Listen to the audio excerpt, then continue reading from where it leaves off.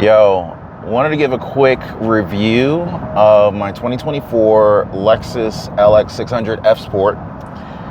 And it's like funny. The more I drive this car, the more I like it, the more I love the experience. Because that's really what this is. It really is an experience to drive this car.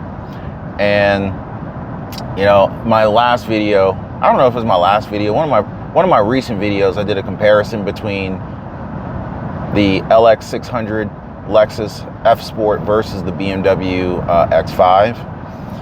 And a lot of people, several people commented, well, you can't compare a BMW X5 to a Lexus LX600. Well, you can if you're me, because I was considering buying the X5. Now, of course, you know, the X5 is probably more of a competitor to the Lexus RX 350. And so the Lexus LX600 is really more of a competitor to the BMW X7, or maybe the Range Rover,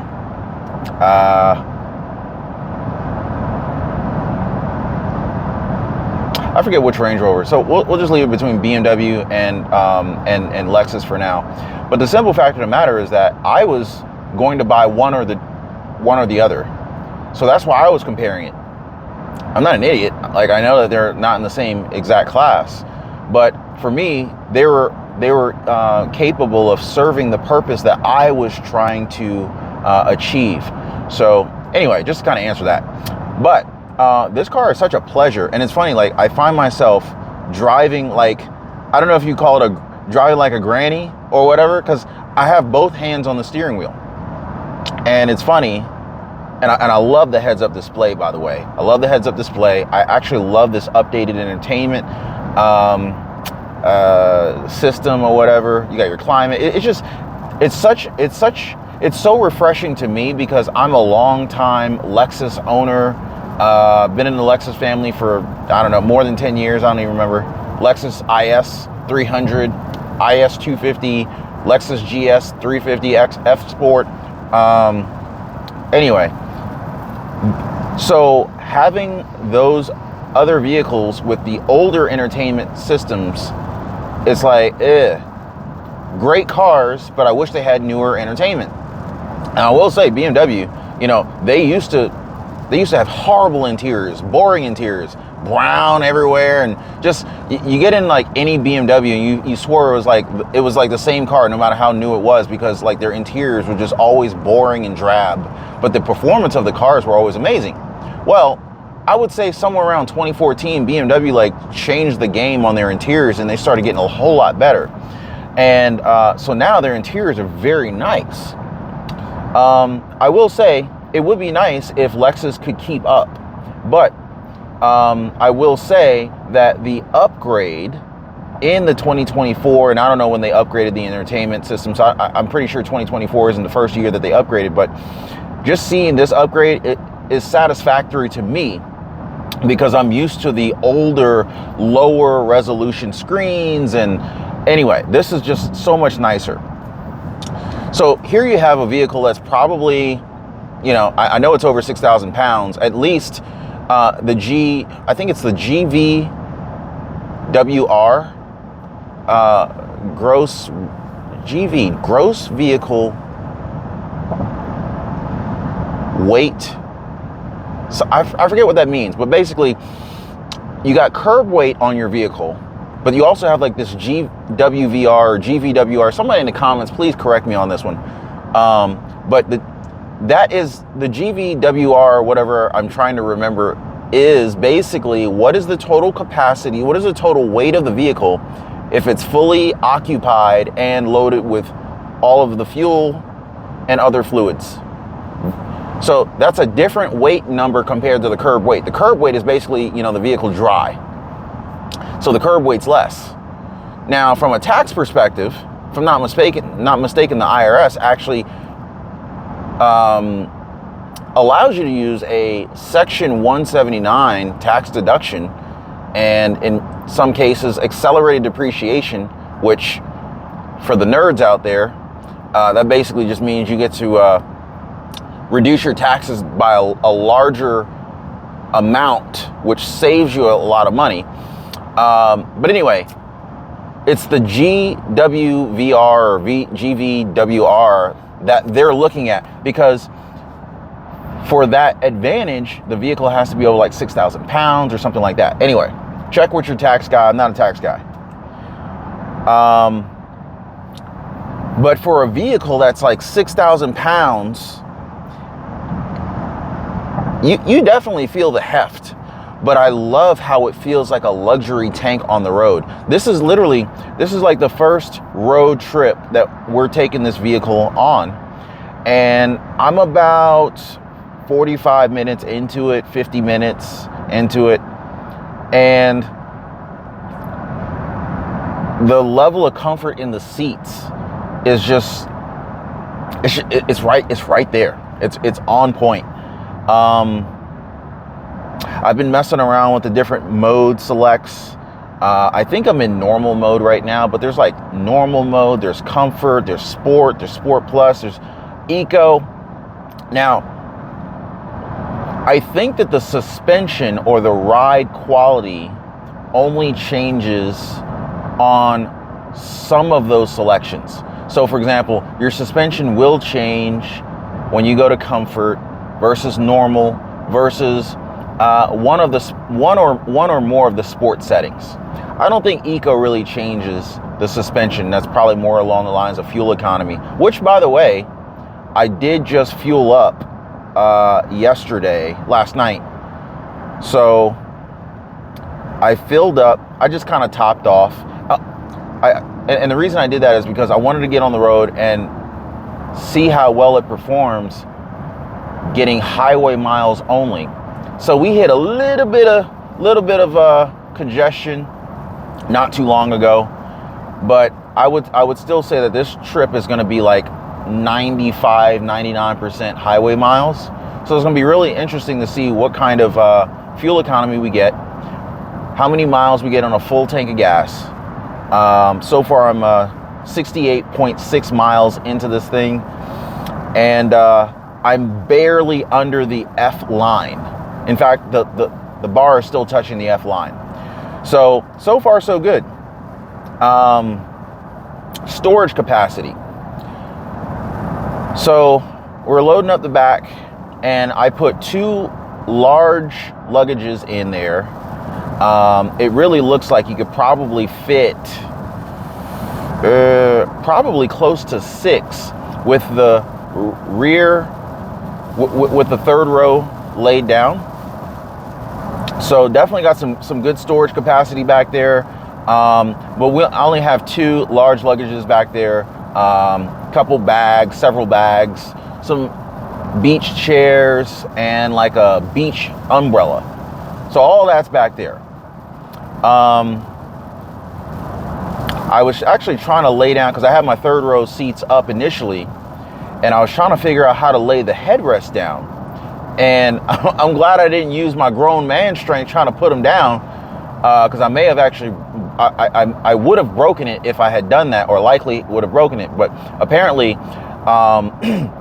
when you lay down the third row seats, number one, they're not manual, they're automatic. So there's a button back there, you press the button and you can lay down the rear seats. And probably about 1/3 to halfway, somewhere between 1/3 and halfway of the movement, when the seats are reclining using the automatic button, the headrests will fold forward and tuck themselves in. So just a quick heads up to anybody who has one of these or is thinking about buying one of those, just a heads up, you don't have to try to fold them down first. It will take care of itself. The only thing you need to do is make sure that the second row seats are folded forward just a little bit, so it can so that the third row can clear them as they're folding flat.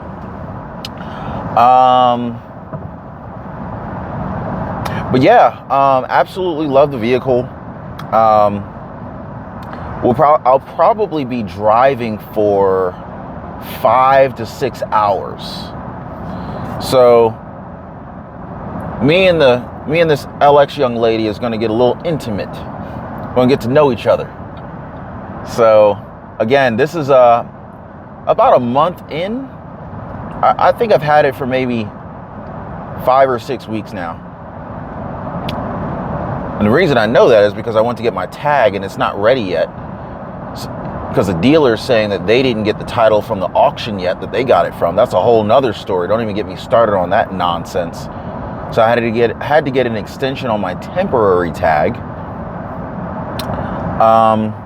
But yeah, so some folks, you know, I had a comment. Somebody said something like, well, Range Rover has a much better ride or something like that. You know, hey, that's the reason why they make so many different types of vehicles. You know, there's a vehicle for everyone. There's a vehicle for everyone's taste, for their interests, for what they categorize as being most important for them, for everyone's budget. So, I've never ridden in a Range Rover. I don't know anything about Range Rover. Never rode in a Range Rover. All I know is what I've heard about them. I see some of them and some of them look nice. Not a big Range Rover fan, but some of them are badass. The reputation that Range Rover has, though, is that they're always in the shop. And I can see mathematically that they depreciate like a rock. So, you know, for those two reasons, I'm out. You charge a premium price, and if your reputation is that it's always in the shop and you depreciate a lot, I don't want to pay for that. That's just me. Ride quality might be great, but if I don't have the vehicle to ride in because it's in the repair shop, then I don't care about the ride quality as much. So there's that. The other thing I wanted to talk about is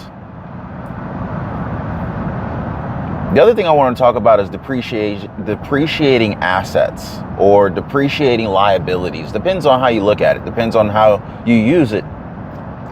Now, I did see some previous comments saying, oh, well, you know, that's just a depreciating liability, is, you know, it costs so much. The Lexus LX600 F Sport is so expensive. You didn't have to buy that. You could have bought that. Like I said, guys, there's a vehicle for everyone's budget, and you just need to find one that works for you. Now, you might say, oh, you know, it's $115,000, $120,000 vehicle that you're driving. You could have bought something that's $50,000, $60,000 and accomplished the same goal. I would argue that you're incorrect. There are multiple things that go into consideration when you purchase a vehicle. Some of it may have to do with the branding.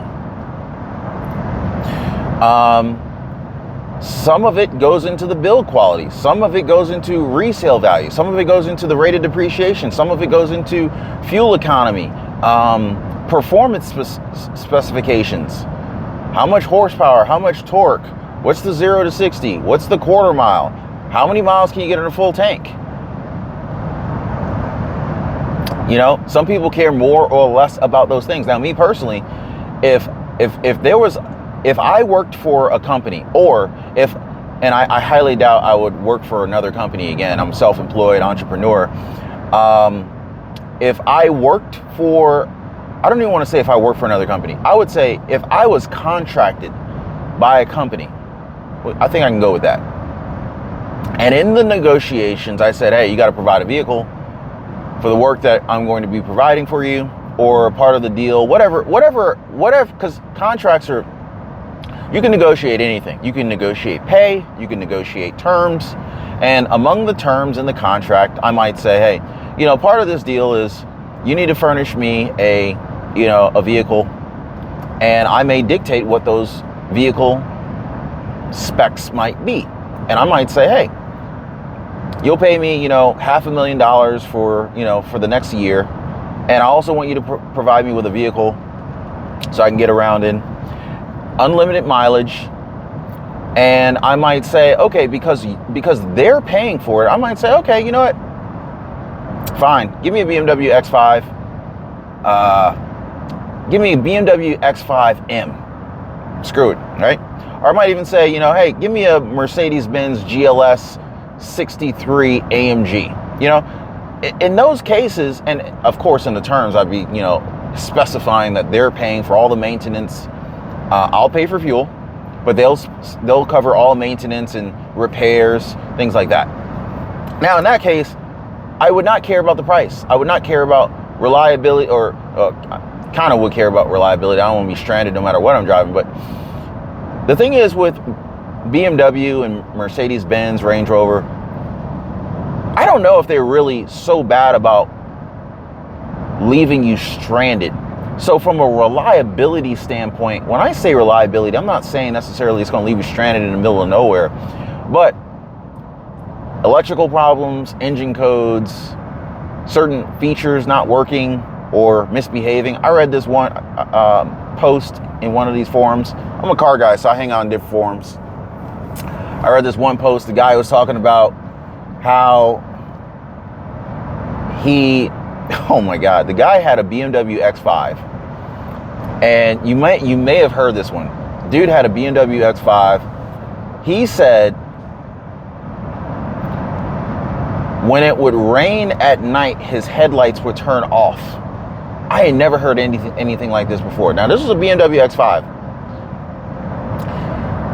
Obviously, that's a horrible situation to be in. Not only can you not see, I don't know if his taillights were off, you know, but he said his headlights would turn off in the rain at night. Now, obviously, that's very dangerous for the driver. It's dangerous for other drivers not being able to see him, depending upon the type of road he's on. If, you know, if it's like a two-lane road where you're going one way and you got oncoming traffic, if they can't see you, that could be very dangerous, because sometimes people try to overtake another vehicle and they go in the other lane to pass. And if they can't see that there's a car in the other lane, you could be in a head-on collision. So that could be dangerous from all sorts of perspectives. The guy brings the vehicle into the BMW dealership, and they give him an X3 BMW, mini little small SUV to drive around in while they're addressing the issues. Under warranty. The guy said he had just gotten it like less than 30 days ago. I don't know how many miles it had, but couldn't be very much. Well, after he dropped it off, he said that they went through a dry spell and there was no rain. They drove the vehicle through the car wash several times, and the dealership service department said that they could not replicate the issue that was complained about by the owner. So they were like, look, you need to give us our X3 back and come get your car. We can't duplicate the issue. So he argues. He's like, no, I'm not going to be dealing with this. I promise you it's a problem. You need to figure it out. So he fights back and forth with them, right? So within the next 48 hours, there's a rain. They take the vehicle out. They finally are able to duplicate the issue. And they end up saying, hey, sure, go ahead and, you know, they duplicated the issue. They couldn't figure out how to fix it. So then they said, hey, we'll take this car back, pick a different car. So he went from a BMW X5 to, for whatever reason, he went to like I think it was like a 535 GT, or he went from an SUV to a car. I'm like, I don't know why he did that. Whatever. The BMW that he traded it in for ended up having some new issues that I don't remember what those issues were. And I'm just like, I don't want to deal with all that. And I'm not saying like BMW has, you know, like if you buy a BMW, you're guaranteed to have problems. But, you know, I just don't want to. I wish that they would address the problems and reestablish their reputation, because I do believe that they make a phenomenal car. What I also think about their vehicles is that I don't think that they age well. Like, if you ever look at some pre-owned BMWs, let's just say you look at if you look at a 6-year-old BMW versus a 6-year-old Lexus, I often find, and you know, maybe it's not Maybe it's not BMW's fault. Maybe it's the owners, you know, neglecting the vehicles. But I often find that they age faster than Lexus vehicles do. Like, I look in the interiors and I'm seeing like certain buttons and you know, the words like volume on your volume knobs are scratched off. The leather cracks, rips more prevalently than Lexus. So now, oftentimes Lexus uses like, I forget what they call it. It's like a man-made leather that feels like leather, looks like leather, but it's more durable. And I forget the term. It doesn't matter. But these are the things that I think about. So if I'm paying for it with my own money, I want something that is going to last longer. I want something that's going to depreciate at a rate that's slower than others. I feel like these are reasonable expectations, especially when you're spending over $100,000 for a vehicle. Now, I also wanted to discuss depreciating assets or depreciating liabilities. Now, some people will say, you know, that's just a depreciating asset, it's just a depreciating liability. Why did you buy that? You know, that's a poor use of capital. Well, it could be, or it couldn't be. Really depends on how you structure your use of the product. Would you say a Lexus LX600 is a waste of money if you own a car rental? I found 4 results. The first is Butler Lexus of South Atlanta at Jonesboro Road. I'm not talking to you. You can't say certain things in this car without it interjecting. Would you say that, and I don't want to say this vehicle's name anymore because it'll probably think I'm talking to it. Let's just say this car, if you have a rental business, if you have a rental car business, well, of course not. Because you're using the asset to generate additional income for you, right? Holy cow, look at this traffic. Where did all this traffic come from? Jeez. I hope that we're not going to be in this too long. Would you say a Lamborghini is a depreciating asset, a depreciating liability, a complete waste of money? Well, it depends. Why are you buying it? You know, like some vehicles could be used in a way that generates income. Some vehicles could be used in a way to market, advertise. If you look at my previous video, I talked about the Lexus LX600 F Sport. That video got, last I checked, there's like 25,000 views. And it's paid hundreds of dollars already. This liability has generated income. So if you have a liability that generates income, kind of pays for itself, doesn't it? If your liability generates more income than it costs you, is it still a liability or is it now an asset? So it's like, and I have always looked at it like your income is always going to be limited by your creativity. So the only limitation to your income is your own personal creativity, your ability to figure out how to take something, add value, and convert that value into dollars. So the better you are at being able to create value and convert liabilities into assets or generating income sources, the more money you're going to make. Now, I think we'll probably talk more about that in a future video, but I just wanted to just kind of share some of these points, some of these talking points that I was thinking about on this drive, during this 30-day, 5-week, 6-week owner's review of this vehicle. But so far, so good. Really enjoying this. Not so much enjoying this traffic. But if I'm gonna be stuck in traffic, I will rather be stuck in this. Anyway, if you guys haven't already, hit the like button, subscribe to the channel. See you guys next time.